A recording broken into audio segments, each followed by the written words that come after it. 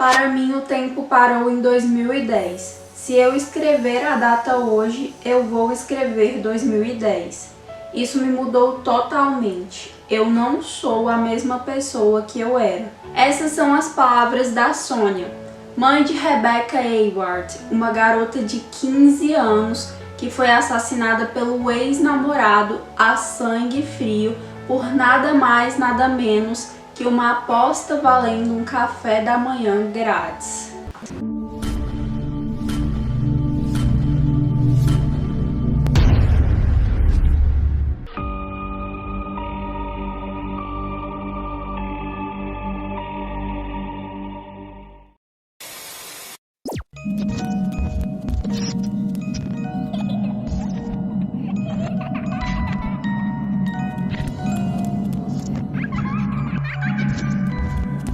Oi, Little Homes! Tudo bem com vocês, folks? Bem-vindos ao Yellow Tape, o seu canal de crimes reais e histórias bizarras. Eu sou a JBB e toda semana eu vou trazer vídeos novos pra vocês. Então, se vocês se interessam por esse tipo de conteúdo, eu peço que vocês se inscrevam no canal para não perder nada. O caso de hoje vai mostrar que para algumas pessoas a vida humana vale menos que nada. Então vamos começar a história de Rebecca Hayward. Rebecca nasceu em 28 de fevereiro de 1995 no país de Gales, Reino Unido.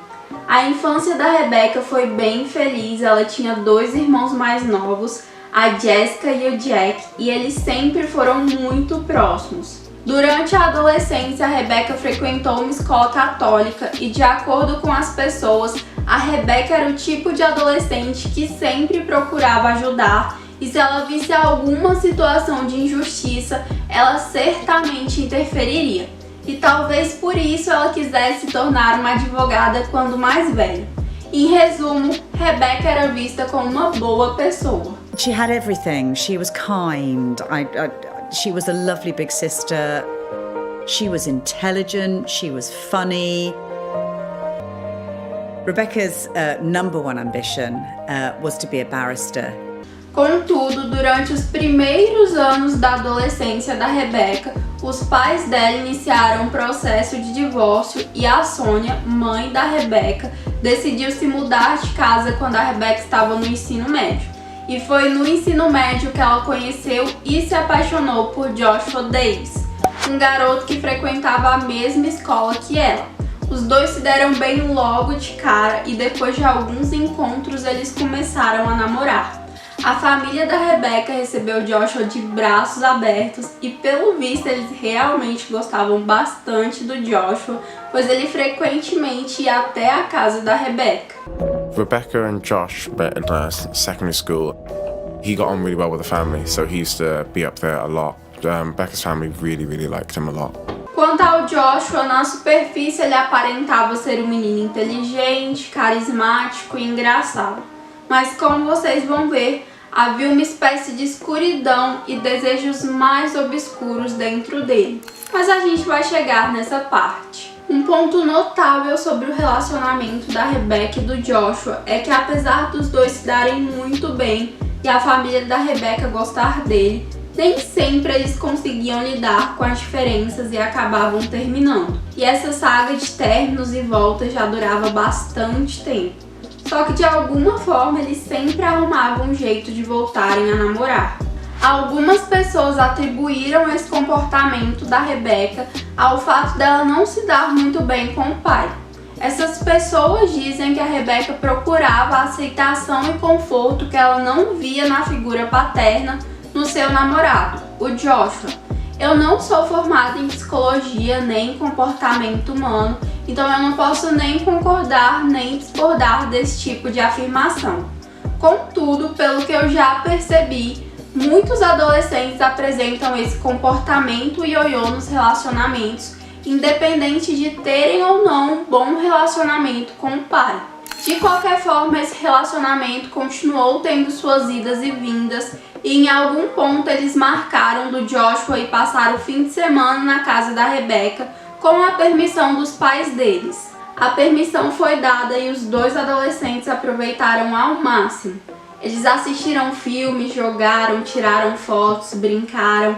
A Rebecca pintou as unhas do Joshua e eles deram muitas risadas. Quando os pais do Joshua vieram buscá-lo no domingo, ele disse que aquele havia sido o melhor final de semana da vida dele. Contudo, poucas horas após esse final de semana, ele mandou uma mensagem para a Rebecca, terminando todo o relacionamento mais uma vez. A Rebecca ficou devastada, sem entender o que tinha acontecido, pois para ela tudo tinha sido perfeito e as próprias palavras do Joshua no domingo confirmavam isso.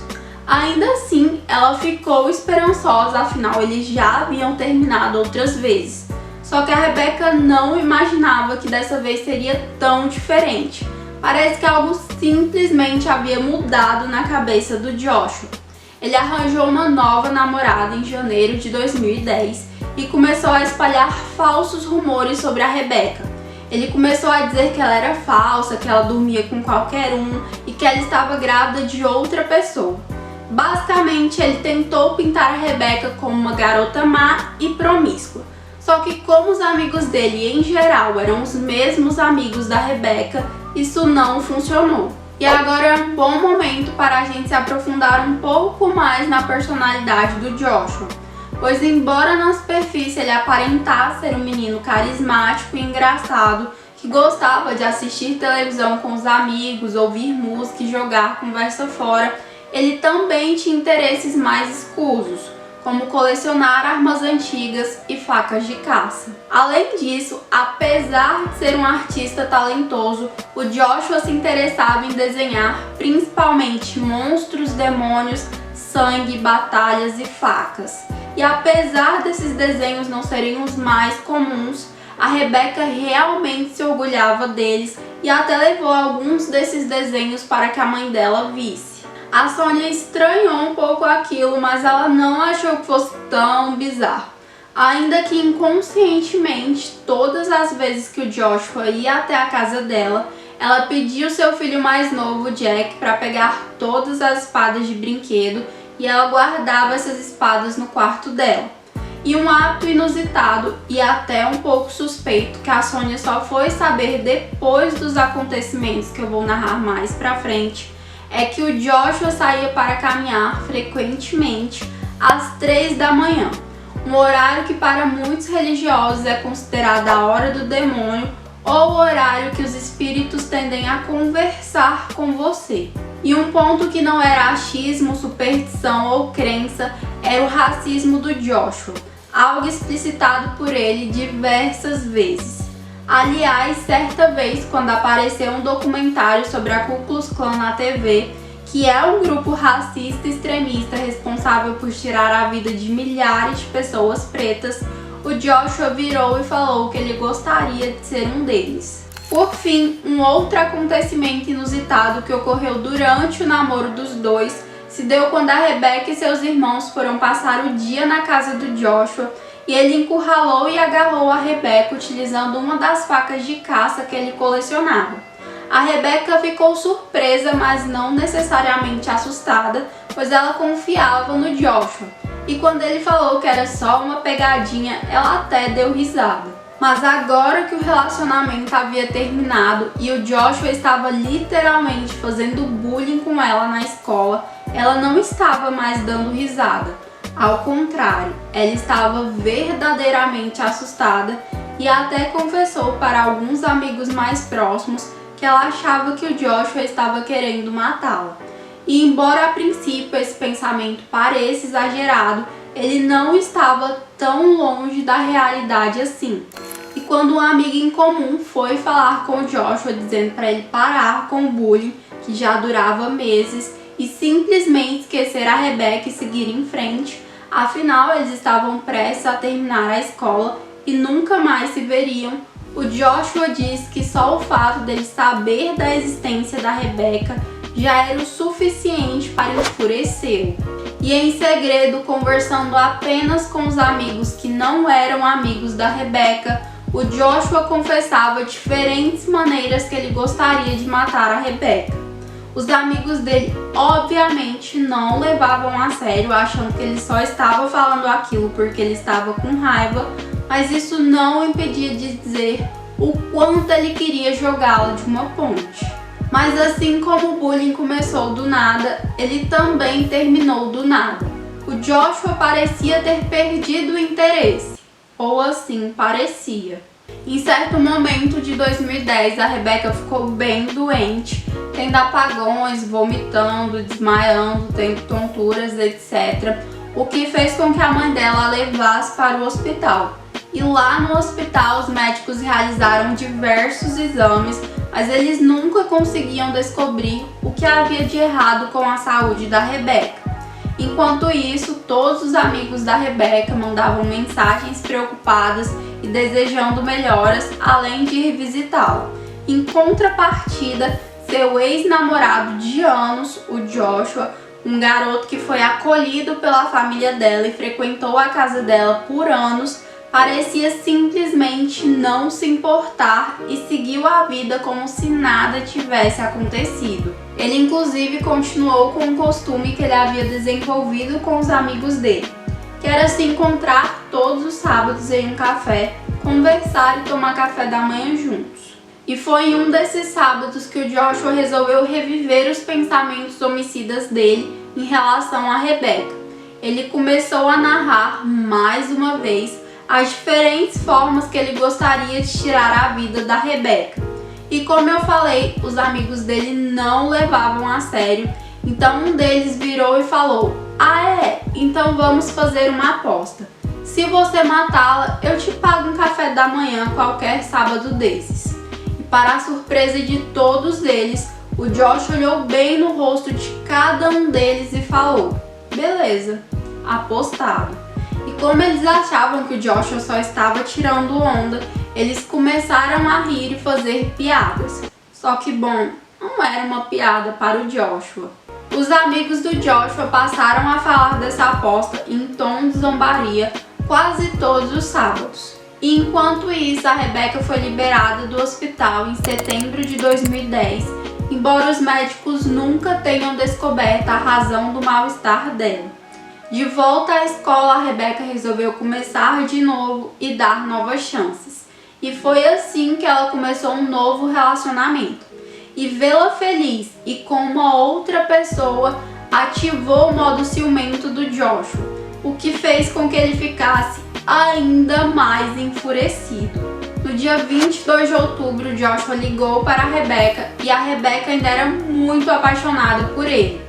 Então, embora ele estivesse tentando seguir em frente com outra pessoa, todos que a conheciam diziam que ela certamente terminaria com quem quer que fosse se isso significasse ficar com o Joshua de novo. E realmente foi isso que aconteceu. Ela terminou com o namorado dela e concordou de se encontrar com o Joshua no local que ele queria, pois ele havia dado a entender que queria voltar com ela. Na verdade, ela fez mais do que apenas concordar. Ela ficou em êxtase. Ela saiu correndo para contar para a mãe dela e até comprou uma roupa nova especialmente para aquela ocasião. E no dia 23 de outubro de 2010, dia do encontro, ela passou várias horas se arrumando, passando maquiagem, alisando o cabelo, ajeitando a roupa, etc. Ao sair, ela abraçou e beijou a mãe, e embora a Sônia não soubesse, aquela seria a última vez que ela veria a filha com vida. E enquanto a Rebecca saía de casa, o Joshua terminava o café da manhã com os amigos. Pois dia 23 de outubro de 2010 deu em um sábado, de modo que o Joshua se encontrou com os amigos no café antes de ir se encontrar com a Rebecca. E quando o café da manhã terminou, ele falou para os amigos: chegou a hora. E só então ele saiu. Paralelamente, a Rebecca já estava agoniada, pois já haviam se passado 10 minutos desde o horário combinado e nada do Joshua aparecer na estação de trem que eles haviam marcado. Mas quando ela estava ficando realmente preocupada, ela recebeu uma mensagem do Joshua falando que havia tido uma mudança nos planos e ele preferiria se encontrar com ela no parque. A Rebecca disse que não tinha nenhum problema e seguiu para o parque. Contudo, ela já estava no parque há 10 minutos e nenhum sinal do Joshua. Mais tempo se passou e ela meio que concluiu que o Joshua não iria aparecer. Arrasada com essa possibilidade, ela ligou para a mãe dela para contar tudo. E enquanto ela relatava os fatos para a mãe, o Joshua mandou outra mensagem falando para ela ir para a vila que eles se encontrariam por lá. A mãe da Rebecca não gostou dessa mudança de planos, pois a vila não ficava muito perto, a Rebecca estava sozinha e ela temia que o Joshua estivesse apenas zombando da filha. Então ela pediu para a Rebecca ficar na linha até ela se encontrar com o Joshua. Quando a Rebecca chegou na vila, o Joshua também não estava lá e depois de alguns minutos esperando, ela decidiu voltar para casa. Tudo isso enquanto ela ainda estava no telefone com a mãe. Mas desde que quando a Rebecca estava prestes a sair, ela viu um garoto muito parecido com o Joshua descendo a rua. E foi exatamente isso que ela falou para a mãe dela. Todavia, a Sônia não estava totalmente convencida, então ela continuou perguntando se a Rebecca tinha certeza. E quando esse garoto se aproximou da Rebecca, ela disse que sim, que era o Joshua. Ela então disse que amava a mãe e desligou a ligação. 4 horas depois já começava a escurecer e nada da Rebecca voltar para casa, o que já não era o habitual. A Sônia começava a se agitar quando a irmã dela ligou, falando que havia tentado falar com a Rebecca, mas não havia conseguido. Isso definitivamente preocupou a Sônia, pois a Rebecca nunca deixava de atender às ligações da família. Ela então começou a tentar falar com a Rebecca por telefone, mas sem sucesso. E isso fez com que ela começasse a ligar para todos os amigos da Rebecca que ela conhecia, mas ninguém sabia de nada, ninguém a tinha visto. Nisso, a tia da Rebecca foi até a casa dela e ela e a Sônia entraram em um carro e começaram a procurar pela Rebecca por toda a cidade. E enquanto isso, a Jessica, irmã mais nova da Rebecca, e uma amiga dela ligavam sem parar para o celular da Rebecca e do Joshua, já que supostamente os dois estavam juntos.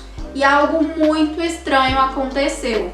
Às vezes o celular chamava até cair, mas às vezes alguém deliberadamente desligava o celular, o que significa que tinha alguém do outro lado da linha e essa pessoa não queria falar com elas. Finalmente, quando o dia se transformou em noite, 9 da noite para ser exata, a mãe da Rebecca resolveu ligar para a polícia.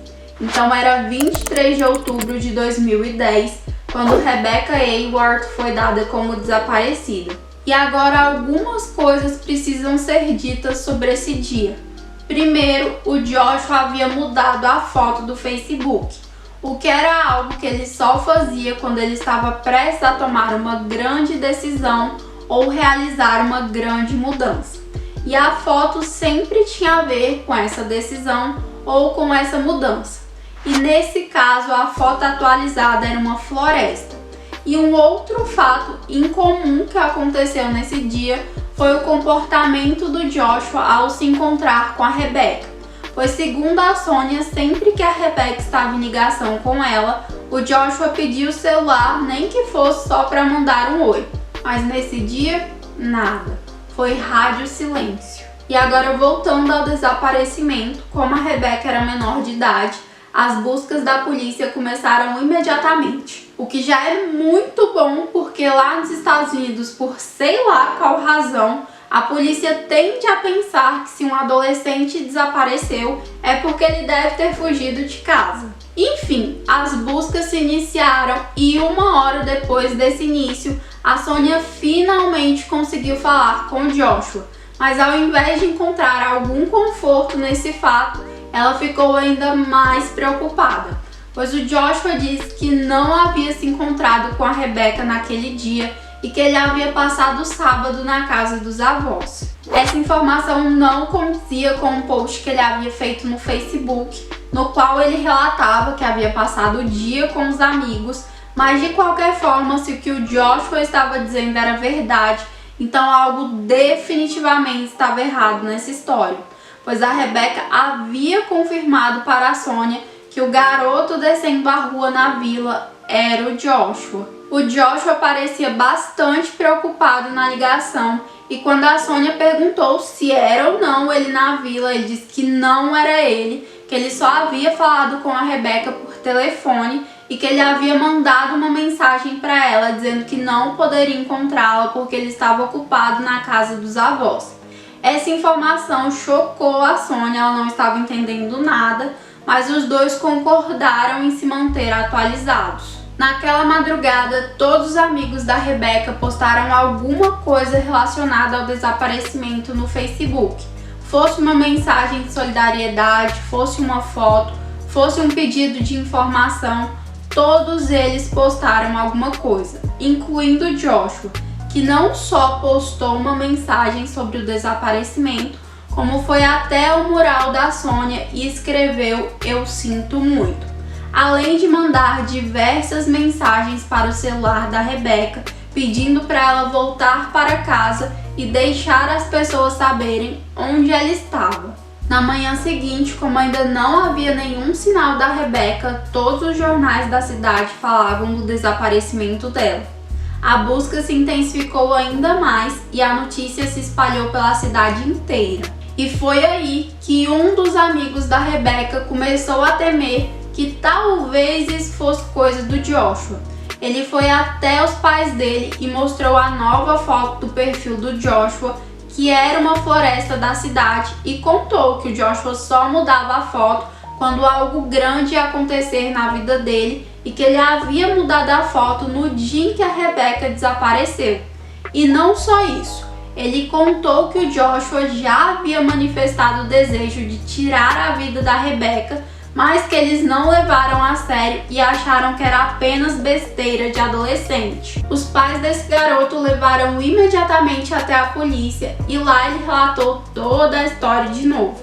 Os policiais resolveram então ir olhar essa floresta e, para o choque e surpresa deles, eles encontraram o corpo da Rebeca de bruços no chão daquela floresta. A Rebeca tinha 15 anos quando alguém tirou a vida dela.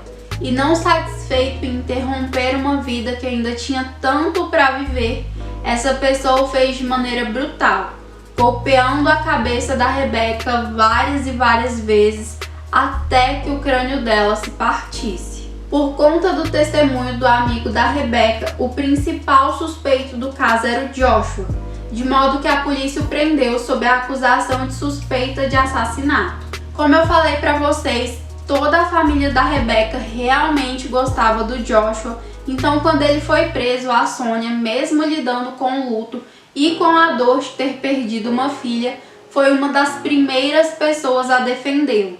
Ela disse que ele nunca mataria a Rebeca e que ele jamais seria capaz de fazer algo assim.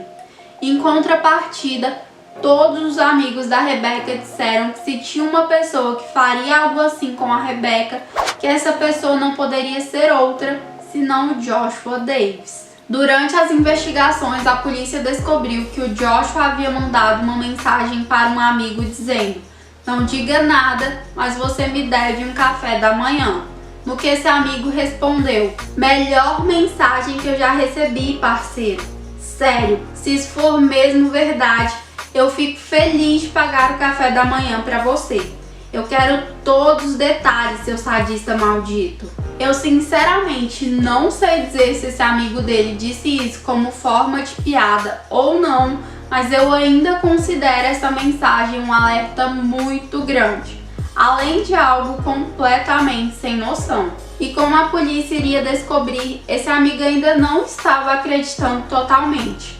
Então o Joshua o levou até a floresta, mostrou o corpo da Rebeca e descreveu como ele bateu uma pedra na cabeça dela até que ela parasse de gritar, e que depois disso ele jogou a pedra na parte baixa da floresta, no meio das plantas. Esse amigo dele só respondeu: "Legal", e sinceramente eu até poderia tentar defendê-lo, dizendo que ele ficou em choque ou que ele estava com medo de ter o mesmo fim da Rebeca, mas nesse ponto eu acho que ele tem sim sua parcela de culpa.